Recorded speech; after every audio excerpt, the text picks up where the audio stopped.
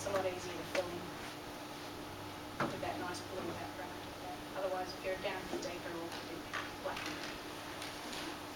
So if you just got a little point and shoot camera and you've got a flash on that, is there anything you can do with that to stop getting all those speckles in the photo, or is it sort of part of the course? Yeah, it's a bit part of the course.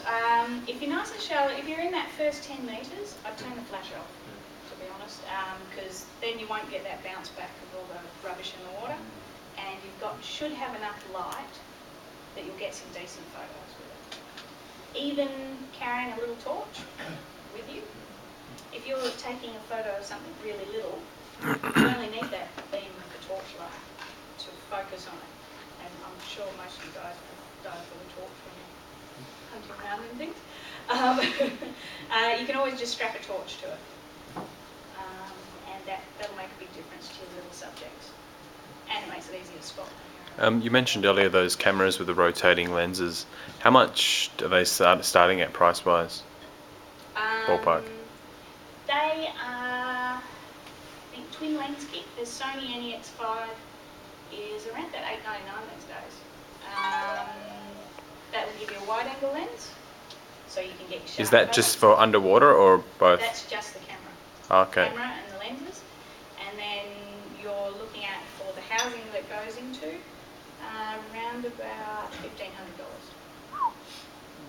And you can rotate. So is it you got both lenses on the same?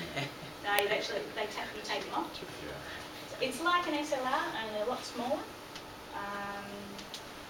And so you get your little wide angle and you get a macro lens as well. But you have to have that lens on Yeah. before you do it. You pick which one you're going to dive. But the cool thing is you guys aren't down there that long, so you can always come back to the boat and change. If you see something you want to go back to take a photo of. Joey, what about a red filter?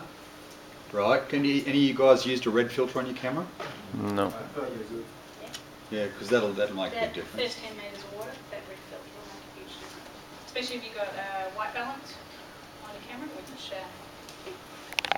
be talking about. So a red filter only works at 10 meters?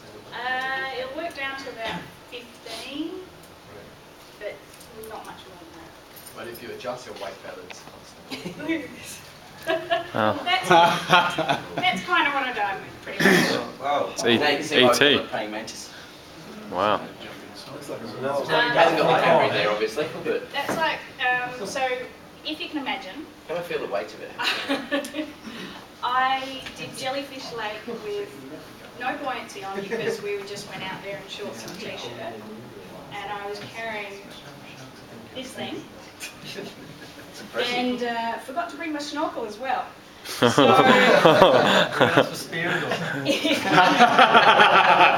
there is actually a crocodile in that lake. Different type of we've been trigger. told. What? But yeah, that gives you an idea that free diving is a bit difficult for me. Would you add a kilo for the camera? 2.5 kilos for the camera. You guys can come up with later. About 15 grand. Well, this one is. I'll just put that there. We'll leave it Surprisingly heavy. Really? These There's the ones? stripes down the bottom there. Go and grab it. So these are your flashes. Yeah. They Tell them about the red light. Tell them about the red light. Tell them about the red light. Wow. About the red light. Tell them about the red light. Okay, see the red light. Joey's going to tell you all about the red light. Oh, I'm going to tell. Most. Yeah, tell them about the red light now. Most fish actually can't see them. Oh, wow. And I will just tell you this little secret. Crayfish really like the red light. Right out in front of you. I had 3 chasing me in the saltwater because I had the red light on, and they just came running up to me. How much does the red light cost? How much for red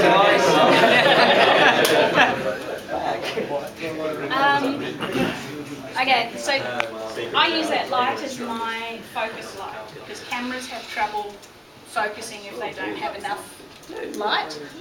So it has a good. But that side light's actually good for a point and shoot too. I mean, what distance do you take pictures? The strobes work up to probably 1.5 meters away. Yeah. So you wouldn't try and take a photo of anything any further away than that if you're trying to light it with your strobes. So if I'm trying to take a photo of Lee, I will. Break your lens. The most I'll get is this far away from him. So your action pictures of shark eating fish, that would be either way. Well, then it's a good protector anyway against sharks. Anyway. I have different lenses. Yeah. One lens I can get about that close to a subject. I have another lens, so like your little slugs, your nudibranchs. That's a short I can get that close, or I have another lens that will get me this close. I can be that far away from it, but it will still fill the entire photo. How far does that go down? That system? 100 meters, and it's gotten to 15 grand, you want it. 75. 75. Yeah.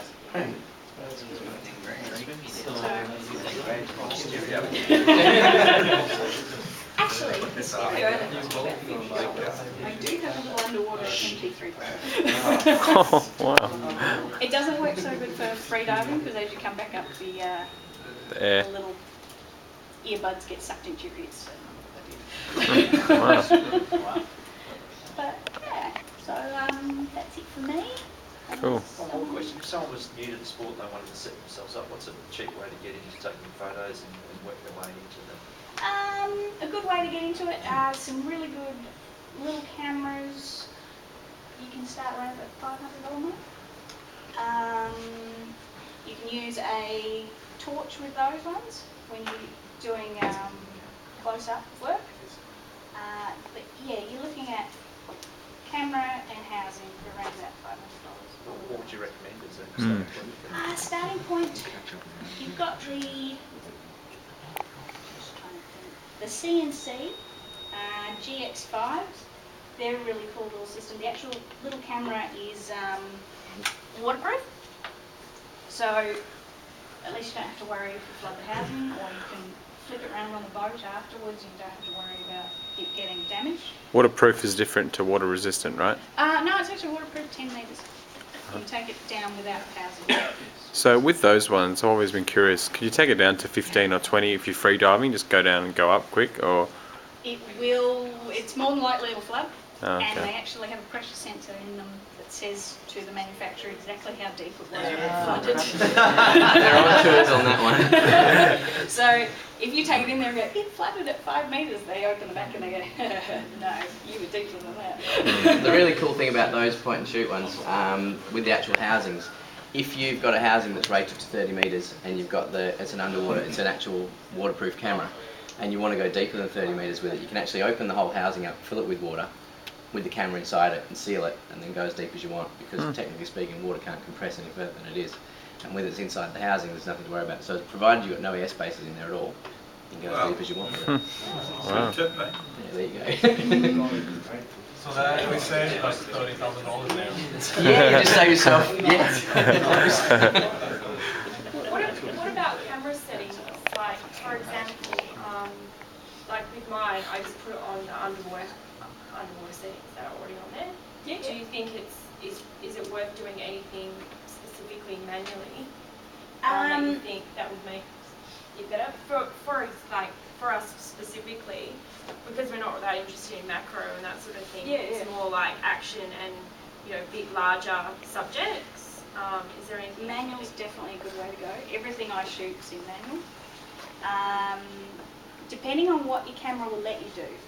Some of the point and shoots won't let you do a manual setting. You can do, there'll be an A setting and a P setting in there. So the P setting, you can generally set your ISO to one of the lower numbers, which will give you it'll give you a nicer blue. Whereas if it automatically goes to a higher ISO number, you'll get that speckly, horrible looking blue of the background water. With your aperture priority, you can set what particular aperture you want.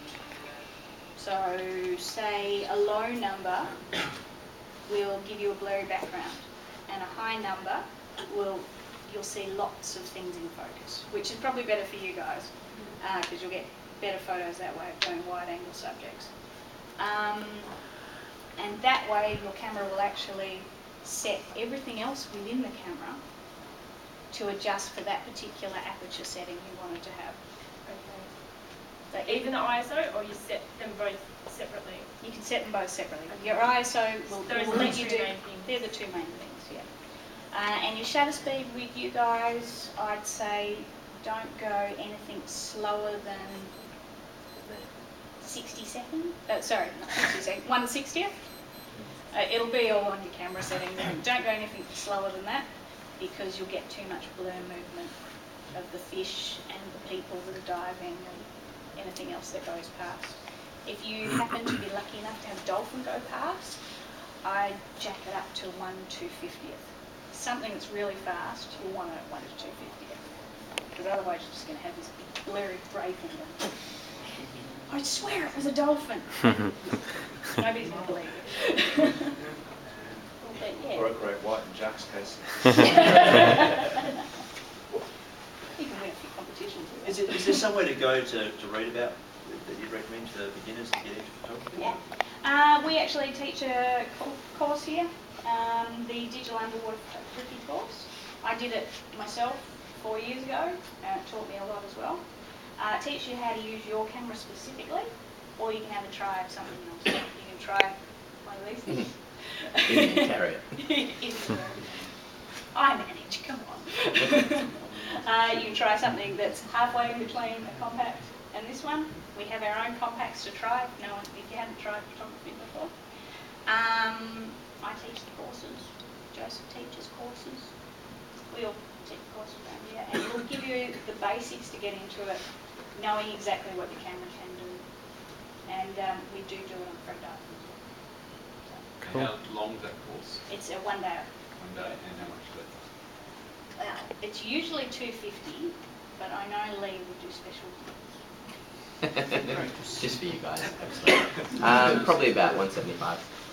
And so that's And that includes all the equipment that you need, the camera gear, whatever you decide to use, because you get a choice of different cameras. So you go on the water for that? Yeah, absolutely. Yep, we do a couple of dives. We basically do an intro to it, how it all works, and all about the ISOs and the apertures and all the cool stuff. That actually does mean a lot once you know what you're doing. And then we go for a couple of dives, and then afterwards we come back and do a little bit about editing and what you can actually do with your photos once you've got them. So it's a good course. So you get a lot in one day. It's quite cool. We cover quite a bit.